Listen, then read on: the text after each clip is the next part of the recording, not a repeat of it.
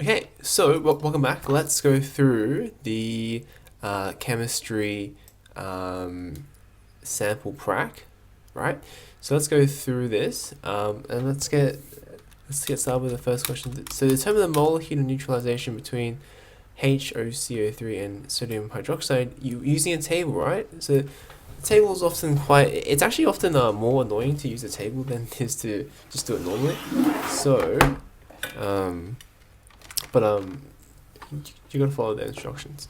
So, I reckon probably the easiest way to do this is to do a table of, is to do 3 grids, right? Do three grids.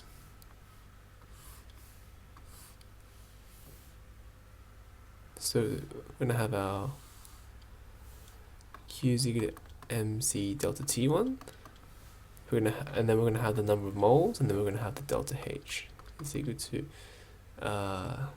Q on N.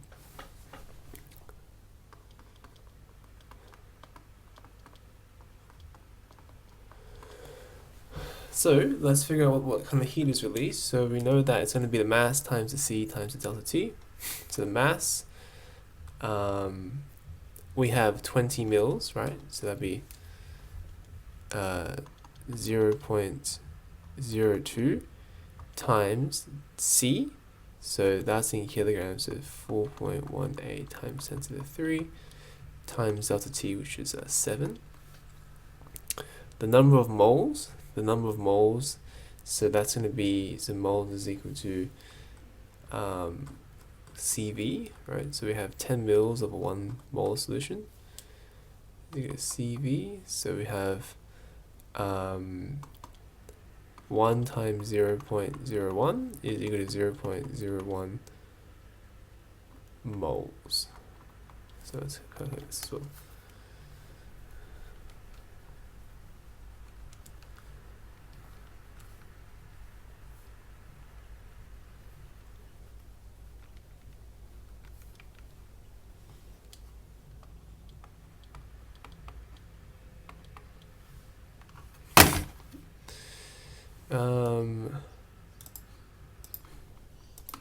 So finally, delta H is equal to Q on N is equal to negative Q on N. And that's going to be equal to 585.2 on 0.01. That's equal to negative 58.5 kilojoules per mole. Now, some students might say, you know, why don't I use 0.02 moles, right? Because I have actually I have not 0.01 liters, I have 0.02 liters, right? Because I have the 10 mils of sodium hydroxide and 10 mils of HCl. And to that I say no, because this is per mole. This number that we've created here is actually per mole reaction. What that means is that this is the amount of energy that's released for one set of the overall reaction, one set of the NaOH plus HCl reaction, right? So we're not saying, you know, this is how much, oops. We're not saying that this is how much energy is released per like 1 mole of sodium hydroxide. We're saying this is how much energy is released per 1 lot of this reaction. So that's 1 mole of sodium hydroxide and 1 mole of HCl together will produce us 58.5 kilojoules. Okay, so let's explain the temperature changes for each of the acids used. So if you look at the table, we have HCl, H2CO3, and HNO3. And they all, I mean, if you do this experiment in real life, it might not be, hang on, let me fix this. Okay, I just made it a bit more realistic. So you might have some minor fluctuations, but they're all pretty much 7, right? They're all with that kind of margin of error. So before we get started, I always like to kind of have an overview, like, you know, a quick plan of what I'm going to, right? So explain the temperature changes for each of the acids used. So I'll obviously split into 3 sections: HCl, HNO2, as well as H2CO3. So for the HCl, what am I going to write? So for HCl,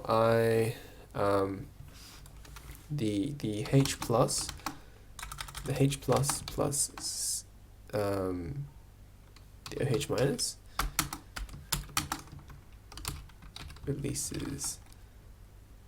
releases heat.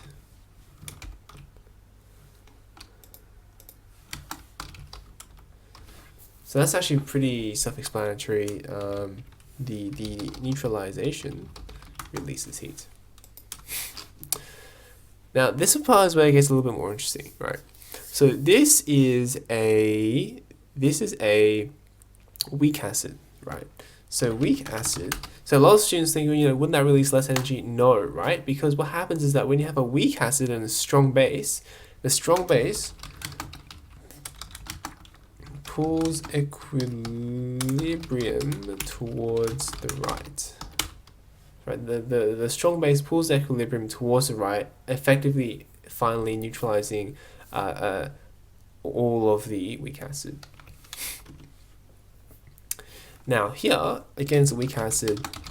It's a weak diprotic acid, right? So diprotic acid.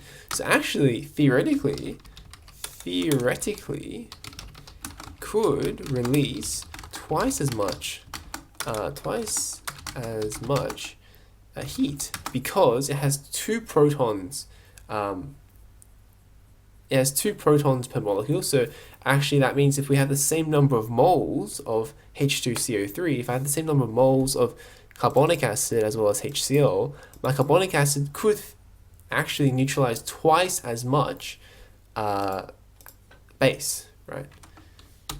But NaOH concentration is limited, hence no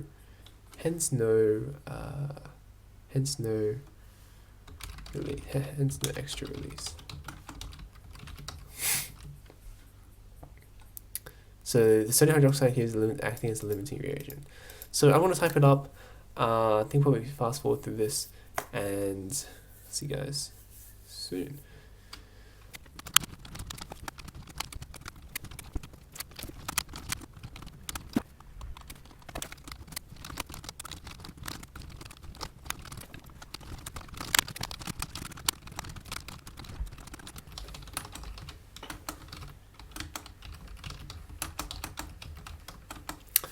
Okay, so welcome back. So I've just finished that off. I think I probably wrote a bit too much, but it's just a bit more comprehensive. The really important part to notice is that there's nothing in particularly special here.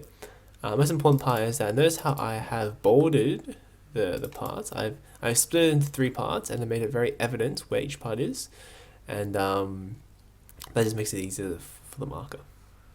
Okay. So, determine what variables should be controlled. So we need to control quite a few things. We need to control the concentrations of the solutions. We should control the thermometer used. We should control the initial temperature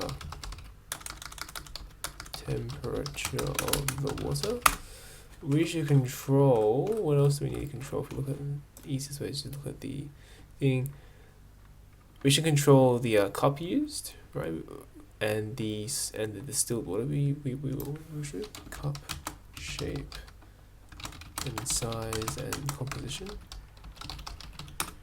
And maybe we can also do the, what was the other thing again? Yeah, the washing thing. So also control, use same washing technique between cups, between rounds.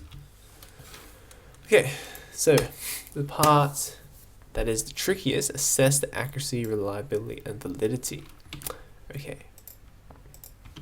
Alright, so for 3 marks, let's try and assess the accuracy, right? So what I would say is that it is accurate. And the reason I say this is because the temperature measurements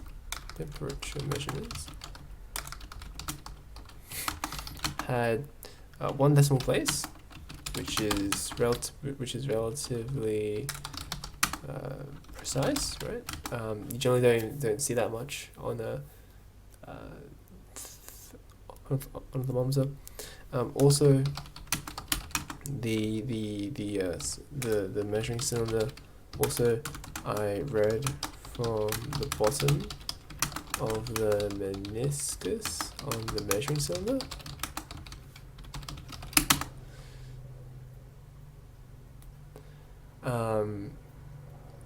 And then now another thing that you can note, although it might be, although sometimes you might not have the chance, is that you can compare this to the actual value. So you're not expected to memorize the value, but the published value is 55 kilojoules per mole. So I think we're about there. Yeah, so we're actually pretty close to it. So we are pretty close to it. Sometimes you might be provided with this value. So in that case, let's assume that we are. So then we can do the percentage error. So therefore, percentage error, you can do 58.2 minus 55 on 55 is equal to 5.8%. Which you can say is quite small. And that'll be a 3 mile. So you just have 3 points. The one decimal place, which is relatively precise. Bottom of the meniscus, published value is pretty close. If you didn't have the published value, you could also probably mention that, you know, using the measuring cylinder is accurate because it is a precise instrument rather than using something else that's not very precise. Assess the reliability. So the reliability is not so rosy, right? It's unreliable. It is unreliable, and this is because it was only repeated once for each. Repeated once for each acid. Susceptible to random error.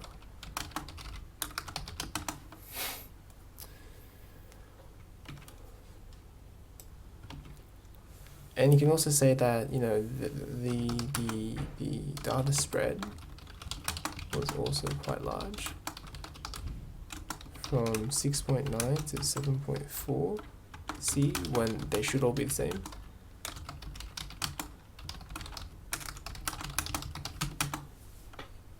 So yeah, assess the validity. You can say, yeah,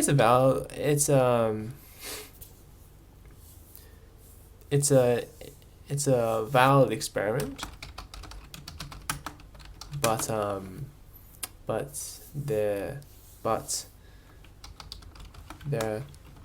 are problems, right?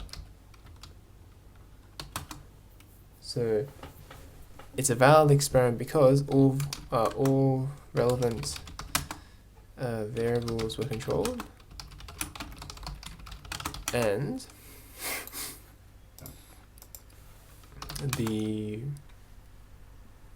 all relevant variables were controlled, and only one variable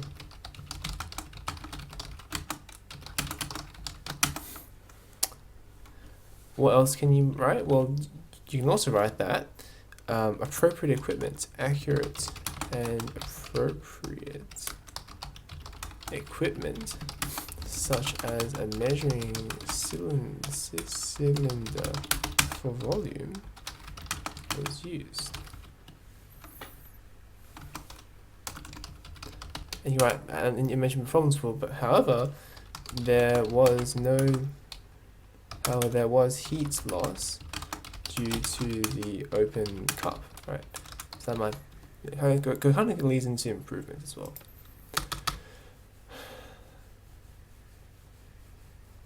So how can we improve the accuracy? Well, there's a couple ways that we can improve the accuracy, right? So one way, because it asked for us to record the highest temperature, what we could do is use a digital thermometer that can like continuously record the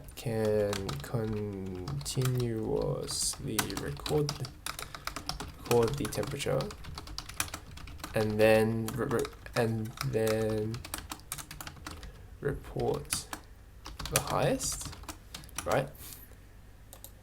So that way you can see the graph, because maybe if you're a human you might miss it. Also get thermometer with more decimal places. Also put a lid to prevent heat loss by convection. So you can repeat each trial 5 times and take the average. You would remove the outliers if there were outliers, if there are any. And the last thing that you might want to do to improve the reliability in this case is you might want to I guess you could also you can try using other concentrations or acids, just kind of testing over a bigger range to see if there's any kind of difference there. So how can we improve the validity? Well, again, we can use better equipment.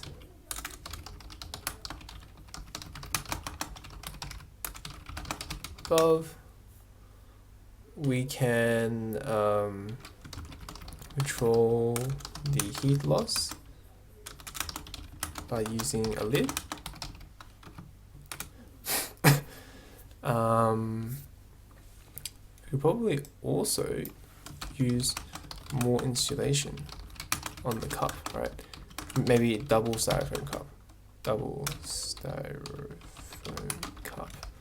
And you can also use this. That's also a valid point from the part there as well.